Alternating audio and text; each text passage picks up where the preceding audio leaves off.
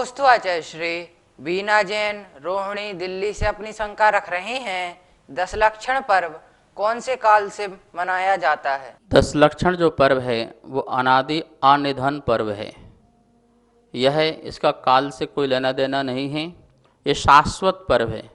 फिर भी भरत और ऐरावत क्षेत्र में काल परिवर्तन की अपेक्षा से छठम काल का जो उत्सर्पणी काल का प्रथम छठम काल होता है, उस समय जो जीवों को लाकर के वहाँ छोड़ा जाता है और उस समय क्या होता है, वृद्धि होती है। तो वो वृद्धि जो है वो भाद्र सुदी पंचमी से प्रारंभ होती है। उस वृद्धि की अपेक्षा से वहाँ पर हम 10 लक्षण पर्व की कल्पना करते हैं। लेकिन देखा जाए तो विदेश क्षेत्र में कोई काल का परिवर्तन नहीं होता है, अन्य क्षेत्रों में नहीं होता है। इसलिए जो 10 लक्षण जो पर्व हैं वो हमारे अनादि अनिधन पर्व हैं, ये शाश्वत पर्व हैं, ये आत्मा के धर्म हैं। इन धर्मों को धारण करने से ही आत्मा का कल्याण हो सकता है, आत्मा का उद्धार हो सकता है। इसलिए इसे काल से नहीं जोड़ेंगे, मात्र भरत और ऐरावत क्षेत्र में उत्सर्पणी के वृद्धि काल से जोड़ सकते हैं, और वैसे ये शाश्वत पर्व है। नमोस्तु आचार्य श्री। राजू जैन दुर्ग छत्तीसगढ़ से अपनी शंका रख रहे हैं, प्राचीन कवियों और वर्तमान के कवियों में क्या अंतर है? प्राचीन कवि और नवीन कवि, हमें न प्राचीन कवि से लेना देना है न नवीन कवि से। कवि वो होना चाहिए जो समीचीन हो। समीचीन नवीन भी हो तो ग्राही है, और समीचीन प्राचीन भी है तो ग्राही है। प्राचीन है पर वो समीचीन नहीं है तो वो ग्रहण करने योग्य नहीं है कवि की बातें या चाहे आचार्य की बातें। और नवीन कवि हो और नवीन आचार्य हो, नवीन मुनि हो, और उनकी लिखी हुई बातें यदि समीचीन हैं, सम्यक हैं, आर्ष परंपरा वाली हैं, जिन शासन को मानने वाली हैं, तो वह नवीन कवि हो और चाहे प्राचीन कवि हो। इस बात का ध्यान रखना, हमको समीचीनता होना चाहिए, सम्यक होना चाहिए। कभी कभी प्राचीन चीज़ें हैं जिसमें बहुत सारी गलतियां भी हैं। ऐसे कितने कवि प्राचीन हुए हैं जिन्होंने जिन शासन में विष घोलने का काम किया है, अपना मत की पुष्टि की है, और इस प्रकार से जिन धर्म में कुठाराघात भी किया है।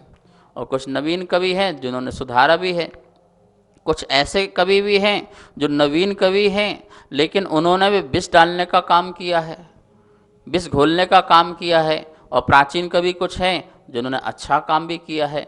तो प्राचीनता से और नवीनता से जिन धर्म में कोई फर्क नहीं पड़ता है।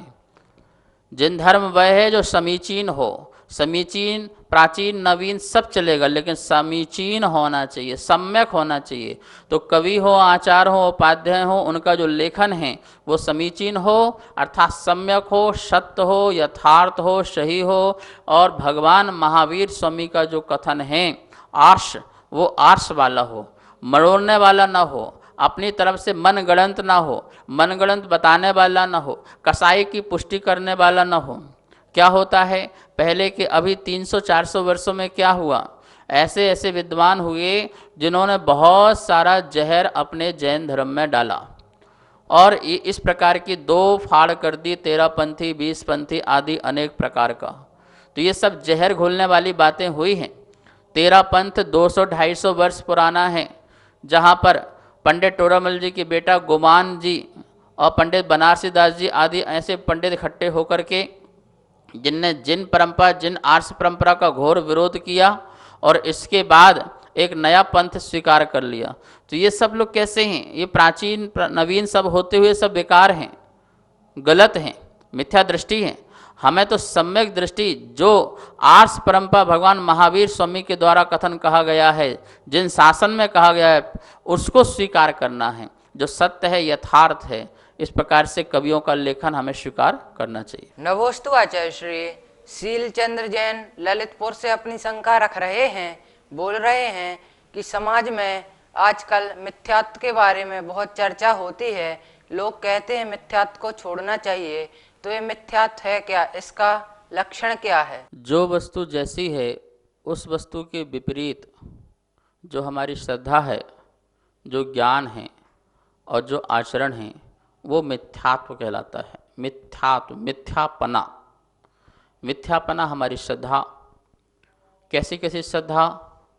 पर वस्तु में एकत्व बुद्धि, पर वस्तु में ममत्व बुद्धि, पर वस्तु का कर्तापन होना, पर वस्तु का भोक्तापन होना, विषयों में सुख बुद्धि आदि अनेक प्रकार से ये जो मिथ्यात्व है, ऐसी श्रद्धा, ऐसा ज्ञान और ऐसा आचरण भी हो जाना। जो सम्यक न परमात्मा हैं, न सम्यक गुरु हैं और ना ही सम्यक शास्त्र हैं, उनका हम आदर सत्कार या श्रद्धा भाव रखें, वो मिथ्या है। अर्थात कुगुरु कुदेव कुशास्त्र और अनेक प्रकार की ऐसी मिथ्या मान्यताएं जो हमने गलत धारणाएं बिठा रखी हैं। यदि हमने ऐसा न किया तो ऐसा हो जाएगा, यदि ये कर दिया तो ठीक हो जाएगा। इस प्रकार से बहुजन समाज के जितनी भी क्रियाएं हैं, मिथ्या क्रिया हैं, अंधविश्वास हैं, ये चढ़ा के आ जाएंगे तो हमारा काम हो जाएगा। हमने यहाँ पर श्रीफल रख दिया तो ये हो जाएगा। इस प्रकार से जो मिथ्या जितने भी विचार अपने अंदर भ्रम पड़े हुए हैं, सब मिथ्या है। आचार्य भगवान कहते हैं सब मिथ्यात्व का लक्षण है। दर्शन मोहिनी कर्म के तीव्र आदि उदय से जीव बिल्कुल बौरा जाता है, शराबी व्यक्ति की तरह। जैसे शराबी व्यक्ति पीने के बाद भूल जाता है माँ को, कभी पत्नी को माँ कहने लगता है, ऐसा ही जो मोह से अंधा हो गया है वो व्यक्ति घर परिवार आदि में अपना परिणाम रखने वाला कि ये मेरा है, मैं इसका हूँ, ऐसा ये बौरा गया है। अपने को धन से सुखी मानता है, धन के अभाव में दुखी मानता है। अपने को गरीब, अपने को अमीर, अपने इस शरीर आदि को, स्वरूप को, कुरूप को अपनी मान्यता मानता है। मैं काला हूँ, मैं गोरा हूँ, मैं पतला हूँ, मैं मोटा हूँ। इस प्रकार से इन सब के बाह्य पदार्थ में अपनापन रखता है, अपनत्वपना रखता है, ऐसी श्रद्धा रखता है, ऐसा ज्ञान रखता है और ऐसी प्रकार से आचरण करता है। ये सब मिथ्यात्व कहलाता है। हम सब लोग ऐसे कितने प्रकार के गृहीत और अगृहीत मिथ्यात्वों को धारण करके अनंत संसार में भ्रमण करते हैं। गृहीत मिथ्यात्व का मतलब होता है दूसरों के द्वारा बताए हुए और उसको स्वीकार कर लेना, जो जैसा बताए उसको वैसा स्वीकार कर लेना। गंगा गए गंगादास, जमुना गए जमुनादास। ऐसे संशय मिथ्यात्व, एकांत मिथ्यात्व, अनेक प्रकार का मिथ्यात्व जो है इस जीव के अंदर भरा हुआ है।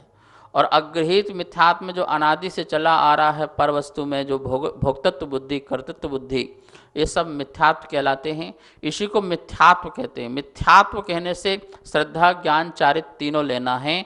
गलत श्रद्धा, गलत ज्ञान और गलत चारित्र। सभी स्वाध्याय प्रेमी बंधुओं को सादर जय जिनेंद्र।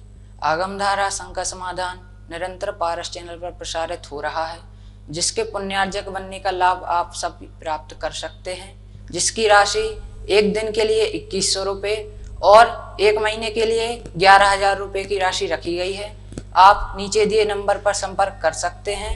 आपका नाम पारस चैनल पर प्रसारित किया जाएगा। जय जिनेंद्र।